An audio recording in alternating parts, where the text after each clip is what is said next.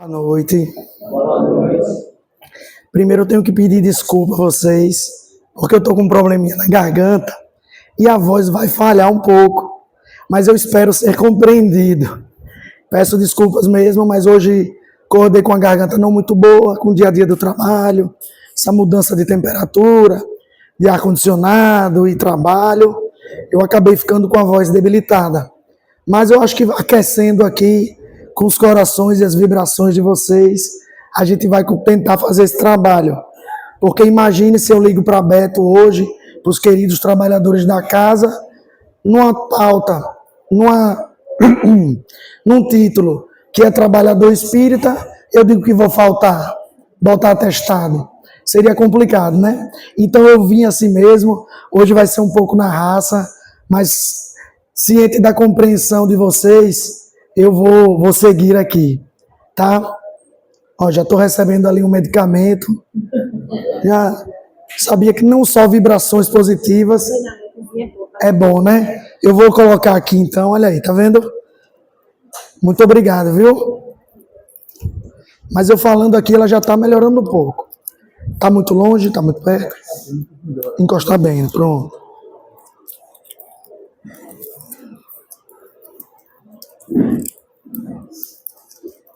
Bom, todo mundo já vai trabalhando a paciência, né? Vamos lá, meus queridos. O Trabalhador Espírita vem desse livro, dessa obra, que é Vitória sobre a Depressão, a qual eu indico muito a leitura. Depressão é um tema, é um momento que estamos passando na nossa sociedade. Incontáveis pessoas passam, já passaram, estão passando por esse problema. Mas é sempre bom a gente entender que, como Chico recebeu a mensagem de Maria, dizendo: meu filho, tudo passa, nada fica eterno em relação ao sofrimento, tudo passa. A depressão, quando a gente imagina a palavra depressão, a gente já vê, né? Aquele fundo, aquela queda, mas que logo após tem uma subida novamente. Então, uma obra que ajuda muito a compreendermos e a sairmos, tanto a nós quanto aos nossos familiares, dessa situação de depressão. E um capítulo que é o capítulo O Trabalhador Espírita, o qual aqui a gente vai abranger, a gente vai colocar isso muito além do trabalhador da casa espírita.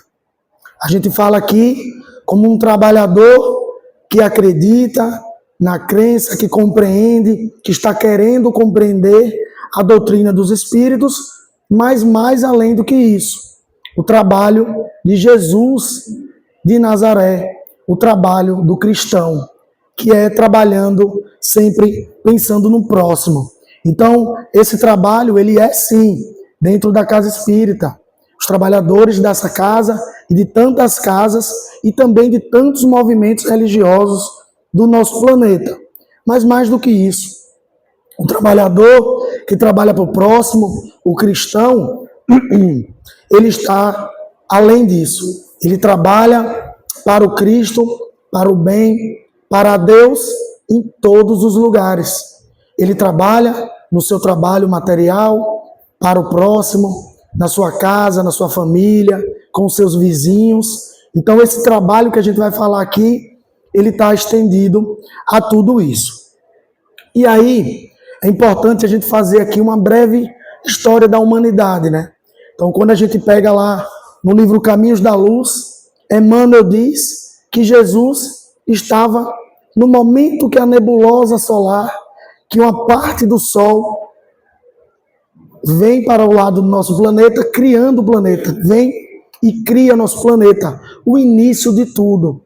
Então Jesus já estava no início do planeta Terra. Ele trabalhava para a criação desse planeta. Trabalhava nos desígnios de Deus, na vontade divina. E ele já era um espírito puro, um espírito de luz. Imagina, a gente já entende hoje na ciência que o nosso planeta ele tem 4,5 bilhões de anos. e Jesus já era Espírito puro trabalhando conosco. E aí, dentre a criação do nosso planeta, de tudo que passou por bilhões de anos, começam a vir os seres vivos e a humanidade, né? E a humanidade, ela é trabalho o tempo inteiro. A gente está trabalhando, primeiro, inicialmente, para comer, para se abrigar, para dar de comer aos nossos familiares ali.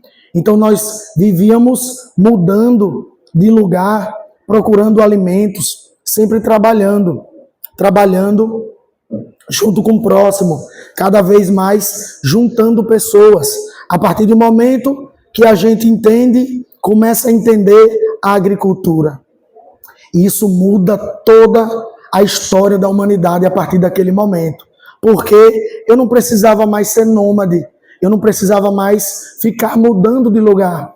Então eu assento num lugar, começo a movimentar a agricultura, ou seja, eu planto o alimento, eu vou entendendo aquele processo da natureza e ali a gente começa as famílias a ficarem próximas, a sociedade, cidades cada vez maiores e a gente vai aumentando até chegar hoje a mais de 8 bilhões de pessoas encarnadas no planeta Terra. Então vejam que tudo isso é um processo longo, é um processo demorado, mas é um processo evolutivo. A gente está sempre trabalhando e sempre aprendendo mais. Como somos reencarnacionistas, ou seja, acreditamos na reencarnação, entendemos que a gente vem e a gente volta, aprendendo, voltando e evoluindo sempre. Tal é a lei. Só que nesse interim, nessa evolução intelectual que a gente tem, nós temos também a evolução moral. Então nós começamos a olhar para o próximo de uma forma de amor. E quando Jesus fala amar o próximo como a ti mesmo, essa palavra próximo não é à toa. É que o amor é progressivo também. A gente vai aprendendo a amar. Então a gente começa a amar realmente quem está próximo. Então começa ali com os nossos familiares, com as pessoas próximas a gente, com as pessoas que a gente convive. Veja que seria muito mais fácil eu dizer assim: olha, eu amo muito aqueles irmãos que sofrem no continente africano, então vou lá mandar doações.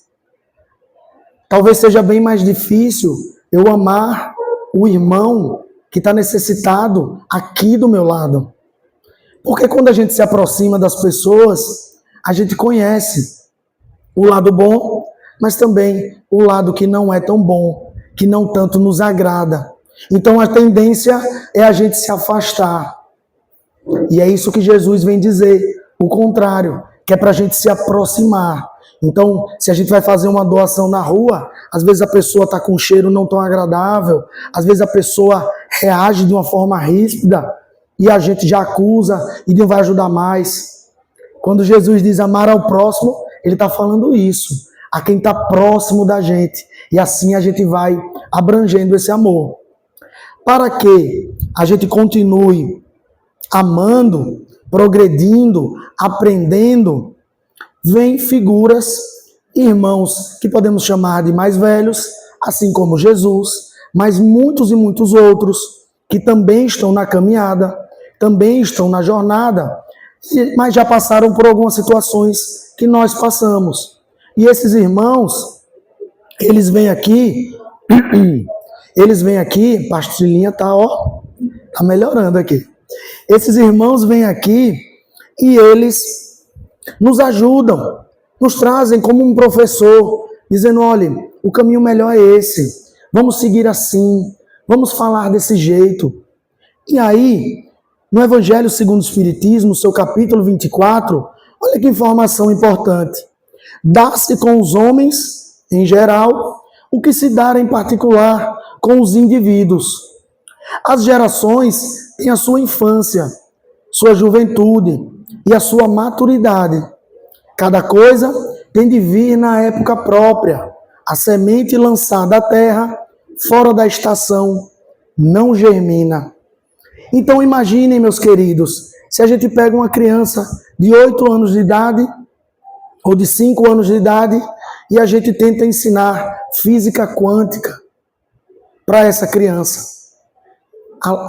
Vai germinar? Não vai. Está lançada fora do tempo. Esse irmão tem que aprender na encarnação os números, a somar, a subtrair, a dividir. E ele vai entendendo cada vez mais para poder chegar nos estágios mais avançados de entendimento. E é isso que acontece nas nossas revelações. Então, certo momento, a humanidade que acreditava em vários deuses, porque eram forças que a gente não compreendia. Então, chuva, o que é isso? Cai do céu, trovão, isso é raiva de alguém, né? O mar, a floresta. Então a gente começou a dar nome de deuses a isso. Então é o Deus do sol, é o Deus da terra. Ok, era da nossa compreensão. Mas vem um profeta chamado Moisés, que traz a base do ensinamento, dizendo para a gente que o Deus é um só, que existe um Deus único. E aí a humanidade vai compreendendo aquele Deus único. Na época, ainda de uma forma mais dura, mais ríspida, porque era a nossa compreensão naquele momento. Muitas coisas a gente tem que ser duro com a criança para dizer, para ela não colocar o dedo na tomada, porque aquilo é perigoso. Então, às vezes, a gente tem que ser um pouco mais direto, mais duro, para poder que essa informação e para salvar e cuidar daquelas pessoas. Mas aí as revelações continuam vindo. Então, mesmo antes de Moisés e após até a chegada de Jesus, foram vários e vários profetas, vários conhecedores dos ensinamentos, da palavra, que seriam bom para a nossa vida, para que encontrássemos o caminho do bem. E aí vem Jesus e pronto. Aí aquilo realmente que era mais duro transforma-se em amor no seu mais puro sentido da palavra. Porque imagine alguém chegar e dizer, ame o seu inimigo. Olha isso, né? Como isso é disruptivo para aquela época. Como isso traz muitos questionamentos. E Jesus sabia disso. Por isso toda aquela passagem estava planejada, estava programada. Porque precisava acontecer para a gente crer, compreender. Só que ainda, Jesus, pelo conhecimento da época, falava ainda por muitas parábolas, pela forma de dizer. E aí vem a doutrina dos Espíritos, mais uma revelação, essa mais direta. Essa mais um contato que, para a pessoa interpretar de forma diferente, com o linguajar de hoje, é bem mais difícil, porque é direto o ensinamento. O ensinamento, ele traz diretamente uma comunicação do mundo espiritual com o mundo dos encarnados, com o mundo material, o mundo físico. E Joana de Ângeles, nesse capítulo 20, o Trabalhador Espírita, ela diz assim, após o contato lúcido e consciente com o Espiritismo, o indivíduo compreende o sentido e o significado da sua existência na Terra. Só esse trecho aqui, meus irmãos, dava para a gente fazer um seminário, viu, Beto? Só para falar disso aqui. Porque, veja, se existe um contato lúcido e consciente, se ela fala disso, então é verdade que também há contato embaçado, inconsciente. Às vezes, um aprofundamento no entendimento, mas que não chega ao coração. Muitas vezes, as pessoas podem citar questões e questões, isso não é crítica, é para nossa reflexão, mas eu posso citar vários números decorados no Livro dos Espíritos, mas não compreender que a mensagem é de amor, que a mensagem é para o bem, é para o próximo, é para o convívio, é para o bem-estar. E aí, meus queridos, falar e repetir até rouco ou até papagaio faz também.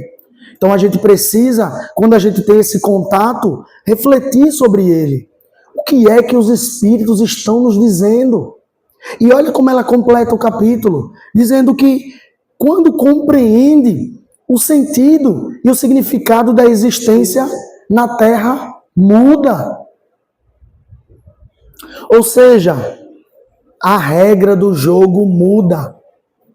Então, se eu tenho uma vida que eu cresci, não tive contato com essas informações, e aí eu compreendo ali que a vida acaba. Vejam que a gente teve agora o dia 2 de finados, né? Até a palavra finados remete a esse fim, que é muito duro, que é muito doloroso. Então, se a gente imagina que a vida começa no berço ou na maternidade e ela termina ali no túmulo, no cemitério, meus queridos, de verdade, essa é uma vida muito dura. Porque a gente ama pessoas. Os pais amam os filhos, as mães amam os filhos amam os pais. E aí você chegar para um pai, para uma mãe e dizer assim, olha, veja, nunca mais na sua vida você vai ver tal pessoa. Isso é muito doloroso. E o melhor de tudo, isso não é verdade. É aí que a gente tem que compreender. Por isso que a regra do jogo muda. A verdade é, a vida continua. E mais do que isso, a vida existia minha, nossa, antes da maternidade. Opa! Então, se eu existia antes, o que eu estou passando, o que eu estou vivendo aqui, tem alguma relação com o passado. Do que eu plantei. Não é para se culpar, é para compreender. É para mudar a regra do jogo. E se a vida não acaba ali, e se a vida continua, opa! Então o que eu faço nessa vida muda. Não é isso? Vejam, se a vida acaba, o mais certo é tentar ser feliz o máximo que puder, com os prazeres, o máximo que tiver. Mas se a vida continua, se existe uma continuidade, qual o sentido de eu matar meu irmão se ele não morre? A vida continua. E aqui é essa passagem que a gente precisa compreender e saber por quê. Por que que eu estou aqui? A gente tem que fazer essa pergunta. O que que eu estou fazendo aqui? Para que essa vida? No livro O que é o Espiritismo, Allan Kardec traz que o Espiritismo é, ao mesmo tempo, uma ciência de observação e uma doutrina filosófica. Como ciência prática, ela consiste nas relações que se estabelecem entre nós e os espíritos. Como filosofia, compreende todas as consequências morais que dimanam dessas relações. Olha que interessante. Ciência, estudo, observação. Imaginem vocês, espíritos se comunicando no século XIX através de mesas que flutuavam e batiam. E aquilo foi acontecendo até que alguém, observando, começou a fazer perguntas. Se for sim, bata uma vez. Se for não, bata 2 vezes. E aquelas perguntas, pasmem. Agora a gente não pasma mais, né? Que a gente já sabe. Mas vejam, imagine aquelas pessoas na época perguntando e dando respostas. Encontrando até locais onde corpos estavam sepultados por violências que não eram descobertas naquela época. Olha isso. Então, Kardec diz, mesa, cadeira, isso não fala. Isso não tem vida. Existe alguma vida por trás, fazendo essa movimentação da matéria. Então a gente precisa, cientificamente, fazendo testes, fazendo perguntas. Então eu pergunto ao médium aqui, viajo 100 quilômetros, não tinha telefone, não tinha WhatsApp, não tinha nada, e eu faço a mesma pergunta, e olha, respostas quase idênticas. Não idênticas muitas vezes, porque ele entendeu no livro dos médiuns que havia ali uma influência do médium. Mas se um diz que é Deus, inteligência suprema, criador de tudo. O outro diz inteligência maior. Então, mas o sentido era o mesmo. E aí, cientificamente, Kardec começa a estudar cada vez mais. E aí, vai entendendo a imortalidade da alma, que muda essas relações sociais. Vejam que o nosso movimento religioso criou uma figura que a gente chama de diabo. Mas diabo, no Antigo Testamento, diabo em grego quer dizer diabolos. Diabolos. E diabolos quer dizer o outro lado. Se somos torcedores do Confiança, a gente acha que diabo é o do Sergipe. Se somos torcedores do Sergipe, a gente acha que diabolos é o adversário, é o outro. Não é uma figura cheia de chifres e tal, que a história criou e colocou na nossa mente. Até a palavra Satanás quer dizer a mesma coisa, só que em hebraico. Então a gente vai começando a compreender isso para viver de uma forma diferente. Então, na primeira questão, quando Kardec pergunta que é Deus, inteligência suprema, causa primária de todas as coisas. Então há um Deus criador de tudo, que criou todos nós. Se criou todos nós, somos todos irmãos. Vê que é um movimento de reflexão e não de somente acredite por acreditar. Acredite porque eu estou dizendo. Imagina, uma pessoa completamente rouca querendo convencer outra. Não, a gente vai tendo a reflexão e vai chegando ao entendimento. Claro que as obras e os irmãos mais velhos vão nos ajudando. Até que a gente chega no objetivo da encarnação. Quando Kardec pergunta, tá, mas para que a gente está aqui? O que a gente está fazendo aqui? E os espíritos dizem, estamos aqui para progredir. Estamos aqui para melhorar. E se eu não conseguir melhorar numa vida? Vem de novo. É o objetivo da reencarnação.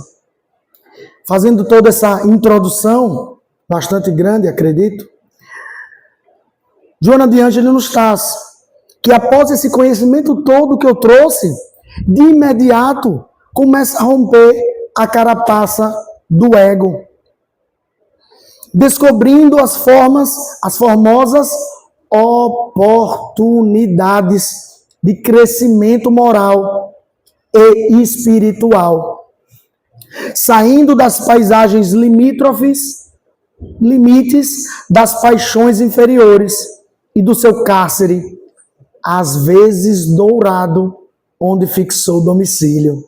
Vejam isso, meus irmãos. Vejam isso. Muda a regra do jogo. Então eu entendo, eu começo a romper a carapaça do ego. O ego que me coloca no centro de tudo.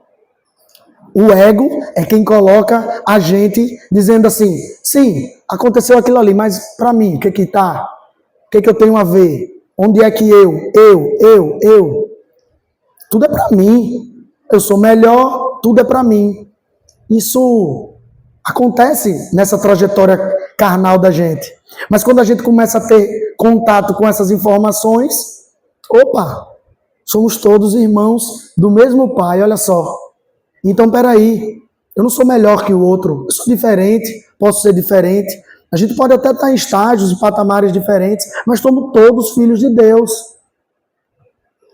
E aí, eu começo a desviar, a tirar do meu caminho essas paixões. Que paixões ele entende por ódio, por ciúme, por inveja. Imagina, meus irmãos, se a minha felicidade depende de uma outra pessoa. Eu sou filho de Deus. Muito bom se um irmão quiser conviver comigo, se quiser irmos juntos na jornada, mas se ele quiser outro caminho, marido, esposa, filhos, deixe-os. Vai sofrer, vai doer, claro. A gente ama. Mas a gente não pode condicionar isso à nossa felicidade. Então, se não tiver essa pessoa, eu não sou feliz e pronto. E aí, isso faz com que a gente não progrida, que a gente não evolua. E ela fala aqui desse cárcere dourado. A prisão que às vezes a gente está é muito dourada, mas porque a gente entende a vida material como a grande questão muitas vezes. E às vezes a busca pela riqueza constantemente, e aqui eu faço uma pausa. Não há problema em buscar um conforto, não há problema em viver no mundo material. Estamos aqui, vamos trabalhar, viver, ter condições melhores de vida, não é sobre isso. Mas aquele excesso onde eu coloco somente o material como objetivo principal e único da minha existência. E às vezes conquista tudo, é tudo dourado, é cheio de marcas, cheio de tudo, mas uma infelicidade gigante. Por isso que ela chama de cárcere dourado, de prisão, às vezes dourada, porque ainda não encontrou o objetivo principal da vida. E a vida de verdade é o mundo espiritual, não é o mundo material. Tanto que Joana nos chama de exilados. Quem é exilados é porque está fora do seu ambiente, né?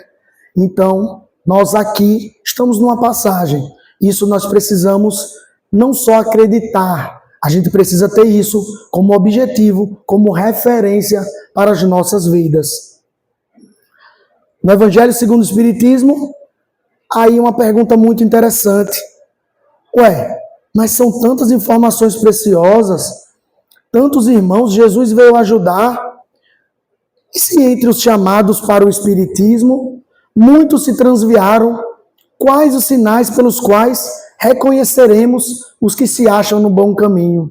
E aqui é para a gente, não é para a gente pensar no próximo, é para a gente pensar na gente, para a gente entender, dentro disso aqui, qual caminho que eu estou, qual caminho que eu estou seguindo, qual caminho que eu não estou seguindo e eu preciso seguir. E os Espíritos respondem que reconhecê-lo-eis, palavra muito bonita, mas eu tenho que ler, senão não consigo falar. Mas reconhecê-lo-eis pelos princípios da verdadeira caridade, que eles ensinarão e praticarão. Reconhecê-lo-eis pelo número de aflitos a que levem consolo. Reconhecê-lo-eis pelo seu amor ao próximo, pela sua abnegação, pelo seu desinteresse pessoal, e reconhecê-lo-eis, finalmente, pelo triunfo de seus princípios. Pode ser que nesse momento, com essa leitura, sinta uma leve depressão nos nossos corações, porque são tarefas difíceis na nossa jornada. Mas vamos lembrar, sempre importante, que o verdadeiro espírita é aquele que conhecemos pela sua transformação moral. Se acabasse aí, meu Deus do céu, o que seria de nós? Mas não, ele diz que é pelos esforços que nós temos para combater as más inclinações. Então, o sentido que a gente vai buscar isso aqui é do combate, é do esforço. Então a gente vai compreender para praticar cada vez um pouquinho mais. Eu não preciso virar, eu não tenho como virar Chico Xavier, Divaldo Pereira, Irmã Dulce. Não consigo, não é o objetivo da minha encarnação ainda. Mas eu preciso buscar dentro de mim quais são os meus sentimentos que não me elevam. Será que eu ainda tenho rancor de alguma coisa que me fizeram? Ah, eu tenho. Então agora eu não vou ter mais. Também não é assim. A gente vai refletindo sobre isso. A gente vai diluindo isso. Porque começa na compreensão e depois no esforço. Tal qual uma criança, quando começa a andar e as quedas são maiores do que os passos. Mas ela não desiste. Ela sofre, ela chora, dói, mas ela persiste. Ela continua. E logo, logo ela está dando muitos e muitos passos. Então nós precisamos de superação. E o que é que nós devemos superar? Será que Joana disse? Disse. Nós precisamos superar vícios. Geralmente, quando a gente fala a palavra vícios, vem logo drogas pesadas e tal. Mas vícios não são só medicamentos ou drogas. Vícios também são hábitos. Quais são os hábitos que eu faço, que eu preciso deixar de fazer? O que é na minha vida que eu faço com tanto hábito, que eu sei que me atrapalha, mas eu não consigo parar? Há muitos. Vou dar um exemplo bem simples. Porque um familiar meu foi no médico, estava com um probleminha de saúde, e o médico disse, olha, você precisa parar de tomar café. E aí, gente, no segundo dia sem café, foram dores de cabeça incríveis. Foi irritação. Ou seja, um vício que nem mesmo esse irmão enxergava. Mas que aquilo atrapalha a nossa vida. E não é problema tomar café, de verdade. O problema é o excesso de qualquer coisa que a gente não consegue parar. Imagine se eu desencarno hoje, vem meus familiares queridos me abraçar, me trazer conforto na jornada e eu estou louco para tomar café. E de verdade, quem frequenta reuniões mediúnicas sabe que isso é verdade. Café, cachaça, bebidas alcoólicas, por causa dos excessos. Então, precisamos superar vícios, hábitos, muitas vezes de jogos, pornografia, do sexo, sempre pensando em excesso. Se eu consumo algo e consumo todo dia, que é prejudicial, eu estou com vício. Se eu consumo algo que não consigo parar, é compulsão. Então, nós precisamos observar o que é na nossa encarnação que atrapalha a nossa jornada. E aí, precisamos também nos livrar de más inclinações. Agora, entendendo que esses vícios, que essas más inclinações, gente, de verdade, faz parte de nós. A gente precisa entender espíritos imperfeitos que somos. Eu estava lendo um livro esses dias, e aí eu vi um livro que falava um pouco da história da humanidade, e falando dos nossos irmãos mais próximos, os chimpanzés. E aí tem um grupo de cientistas que estudaram muito os chimpanzés. E aí eles descobriram, através de muito estudo, que existia uma comunicação entre os chimpanzés e eles conseguiram traduzir. Olha que legal, traduziram a comunicação. Então eles entendiam que quando os chimpanzés faziam um ruído, era porque ele estava dizendo, cuidado, um leão. Isso eles entendiam porque quando o chimpanzé fazia, e quando eles começaram a imitar o ruído, os outros macacos corriam buscando árvores, com medo. E quando eles faziam um ruído lá B, eles estavam dizendo assim, cuidado, uma águia. E automaticamente, quando os cientistas reproduziam esse ruído, os chimpanzés começavam a olhar para cima com medo. Então, descobrindo isso, eles começaram a olhar aquele ambiente e o que aqueles chimpanzés faziam, né? E teve um chimpanzé que fez o seguinte, ele estava perto de uma banana, de um cacho de bananas assim, e o outro estava mais longe. Aí o que estava mais longe fez o ruído, cuidado, um leão. O chimpanzé próximo da banana correu imediatamente para cima da árvore, e o outro veio comer a banana. É brincadeira? Agora eu vou dizer a vocês, isso somos nós, viu?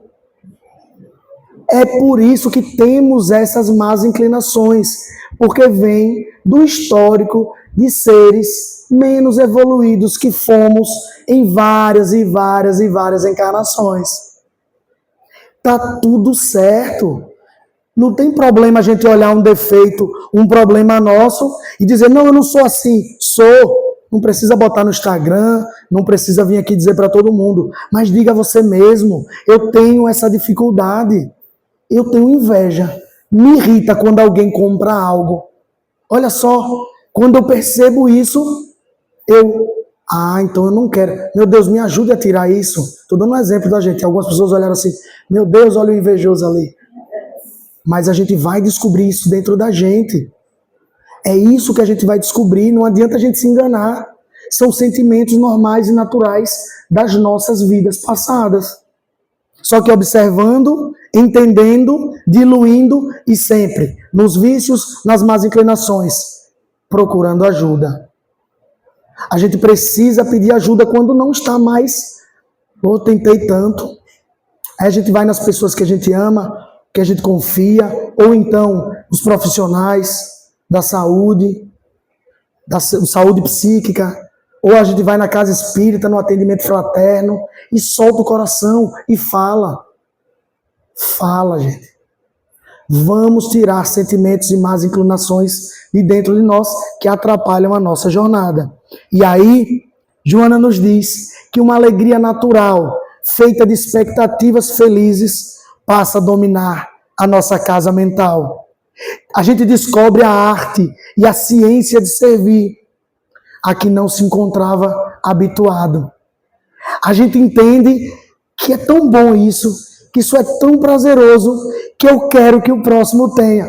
Às vezes a gente exagera, às vezes a gente quer puxar a pessoa na tora para a nossa religião, para a nossa crença, mas não é disso, é em trabalhar para o próximo. Em razão das nossas heranças passadas, que nos colocavam em postura enferma, em postura doente. A postura de querer sempre ser servido. Essa é uma postura ainda enferma. É uma postura que a gente precisa tirar. Contempla com outros olhos a mole humana e descobre o sofrimento onde antes via poder e prazer. Quando a gente entende isso tudo, que a gente olha aquelas pessoas que estão arrogantes, que estão mandonas, egoístas, às vezes muito poderosas, e a gente via poder e prazer naquilo, aí a gente olha, Freud explica, toda vez que eu quero muito dizer algo que eu tenho, ou algo que eu sou, é porque dentro de mim tem uma criaturazinha bem insegura. E eu preciso transparecer diferente. Então, quanto mais eu transpareço, menos eu sou. Quanto mais forte eu quero mostrar que sou, menos eu sou. Isso já está não só na doutrina que Joana de Ângeles tanto traz para a gente, mas na psicologia, na psiquiatria. Se tiver algum profissional aqui, não fale agora se eu estiver errado, deixe para falar no final. Brincadeira, mas é isso. Isso já está posto. Então, quando Jesus olhava para aqueles que caluniavam, ele via o sofrimento dos irmãos. Por isso que ele não atacava, por isso que ele não revidava. Identificando a imensa procissão das almas enfermas espiritualmente com todo tipo de carência. Carência afetiva, carência moral, carência espiritual, que as levam ao desespero e, olha lá, à agressividade. Os irmãos que são agressivos é os que mais sofrem, gente. Eu sei que às vezes a gente, por nossa condição de pouca compreensão e de instinto, de má inclinação, às vezes a gente quer julgar, quer revidar, quer reclamar. Mas o Cristo vem dizer outra coisa. Compreenda. Se a gente não puder falar algo para ajudar, a gente quieta. Porque tem muito ódio na sociedade. Não vamos alimentar isso junto. Vamos tentar dar 2 passos para trás. A gente vê ódio em muitos locais. E sintonizar com o ódio é muito fácil. A gente vê as redes sociais com comentários, muitas vezes destruidores. Então vamos se afastar disso. É importante. E aí, Joana nos traz essa escola de educação das almas, que é o Centro Espírita. Mas também o santuário, no qual o amor se expande. O lugar ideal para aprender a servir, descobrindo na família a excelente ocasião de crescimento íntimo, porque está informado que ali estão reencarnados espíritos que necessita para avançar, e não seres angélicos para o seu banquete de felicidade. Essas são as palavras de Joana de Ângeles. Então, quando a gente olha uma casa espírita, e a gente agora vai falar de trabalho em todos os níveis, mais especificamente do trabalhador espírita, como é bonito, gente. A gente vê um trabalhador que doa o seu corpo numa mesa mediúnica. Só quem é médium, eu não sou ostensivo, mas já participei das mesas, como trabalhador ali na corrente, sabe o quanto é sacrificante fazer aquela atividade, onde você traz ali sentimentos de irmãos que estão inferiores, que estão no desespero, e ali você acolhe, e um outro irmão vem e ajuda aquela alma a se encaminhar. Que trabalho, meus amigos. Próprio trabalho aqui, que a Casa Espírita faz, o médium que para dar um passe, não sei se todos sabem, mas o médium para dar um passe, ele tem que vigiar todo o dia dele. Ele tem que regrar a alimentação. Ele tem que vigiar os pensamentos. Todos temos que fazer isso, mas o trabalhador está pensando no próximo. E ele tem que estar tranquilo, calmo. E aí vem muita gente atrapalhar. Porque é assim, quando a gente quer fazer o bem, um monte de gente vem atrapalhar. Quando a gente quer fazer o mal diz assim, não mexe não. Esse é dos nossos, não mexe, deixa ele. Mas o bem é diferente. Então os irmãos vêm para dar o passe, dar aquele passe fluídico, onde a mediunidade e a espiritualidade trazem conforto e equilíbrio para as nossas vidas. Então, lentamente, nesse indivíduo, nasce o trabalhador espírita. E aí,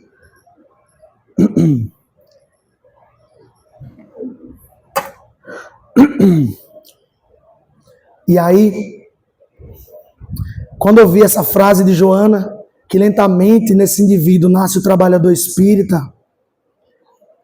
eu lembrei de uma frase, ou me disseram uma frase, na intuição dos estudos, que tanto ocorre. Eu estou falando aqui e o crédito é dos irmãos, e da irmã que deu a pastilha, com certeza. A frase que me veio foi: Pedro, tu me amas? Imagina Jesus te perguntando isso. Pedro, tu me amas? E aí Pedro, claro, amo sim, muito demais. Imagina Jesus de novo: Pedro, tu me amas? E aí já dá aquele incômodo, né? Amo, claro que eu amo, tal. E uma terceira vez Jesus pergunta: Pedro, tu me amas? E Pedro, com certeza bastante irritado: amo, claro que eu amo, por que está perguntando isso? Está desconfiando. É muito o que a gente faz quando a gente é convocado para o bem. Será que a gente está certo do que a gente está fazendo? E depois da terceira pergunta, Jesus faz assim: se tu me amas, apacenta as minhas ovelhas. E o que é apacentar? Bom, apacentar, aqui eu trago as palavras de Haroldo Dutra. Ele tem dois significados muito importantes nesse contexto que Jesus traz. Haroldo é um tradutor do Novo Testamento, dos Evangelhos. Então ele teve que conhecer grego, conhecer hebraico, para poder traduzir. E ele diz que apacentar naquele contexto é cuidar. Não vamos entender, né? Jesus falou: apacenta as minhas ovelhas. Quem tiver pet aqui, ou quem conhece alguém que tem pet, né? Cachorro, gatinho, os animais, vai entender perfeitamente o que é cuidar de um animal. O que é cuidar de uma ovelha? O que é cuidar de um cachorro? O que é cuidar de um cachorro? Então é tosar, deixar ele bonitinho, né? É limpar as fezes dele, é escovar os dentinhos, às vezes, não sei se escova, mas é cuidar daquele animal, é levar no veterinário. Mas cuidar é cuidar como uma mãe. Como é que uma mãe cuida? Como é que uma mãe cuida de um filho? é com amor. Eu, quando fiz 18 anos, cometi um erro muito grave. Ô, Beto, se alguém me ajuda aqui, que eu vou ter que pegar o carregador, senão vai descarregar. Tá botando a tomada? No finalzinho, ó. No finalzinho, hoje foi tudo, né?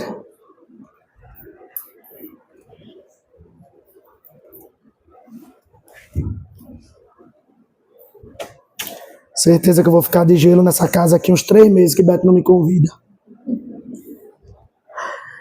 Como é que uma mãe cuida, né? Eu, quando fiz 18 anos, vou contar uma história rápida aqui, só pra a gente trazer, porque eu lembrei. Eu resolvi fazer uma tatuagem com 18 anos. E naquela época, hoje eu tenho 43, naquela época fazer tatuagem não era como os dias de hoje, era uma coisa muito...